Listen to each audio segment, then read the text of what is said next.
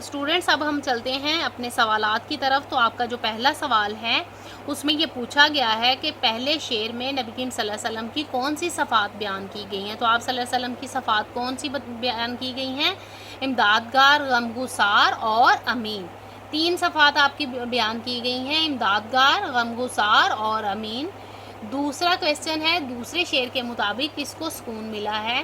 تو غریبوں کی جان کو اور یتیموں کے دل کو سکون ملا ہے. دوسرے شعر کے مطابق غریبوں کی جان اور یتیموں کے دل کو سکون ملا ہے.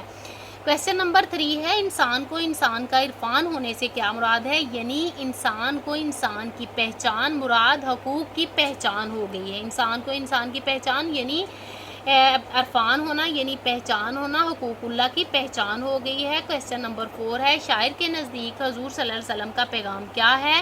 تو آپ صلی اللہ علیہ وآلہ وسلم کا جو پیغام ہے وہ محبت کا اصول، یعنی اصول محبت جو ہے وہ آپ صلی اللہ علیہ وسلم کا پیغام ہے. نعت کے آخری شعر میں خضر سے کون سی ہستی مراد ہے؟ یہاں پر خضر سے مراد نبی کریم صلی اللہ علیہ وآلہ وسلم کی ہستی مراد ہے.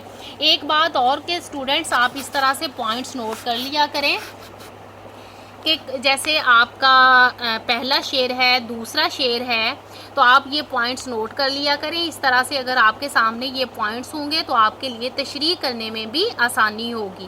جس طرح سے یہ میں نے اس طرح سے اسٹکی نوٹس پہ لکھے ہیں، آپ بھی اسی طرح سے اپنے پوائنٹس نوٹ کر لیں کہ اس میں کیا کیا بتایا گیا ہے ہر تشریح کے حوالے سے. کہ ایک ہمارا شعر نمبر 1 ہے تو اس میں کس بات کی ہم نے ڈیٹیل سے بتانا ہے تھوڑا. پہلے مصرع میں کیا کہا گیا ہے، دوسرے مصرع میں کیا کہا گیا ہے اور کون سے پوائنٹس کو ہائی لائٹ کیا گیا ہے. اسی طرح سے آپ نوٹ کر لیں گے جس طرح سے یہ میں نے پوائنٹس لکھے ہوئے ہیں. یہ شعر نمبر 1 ہے، یہ شعر نمبر 2 ہے، اور اسی طرح سے یہ شعر نمبر 3 اور 4 اور 5 اور 6.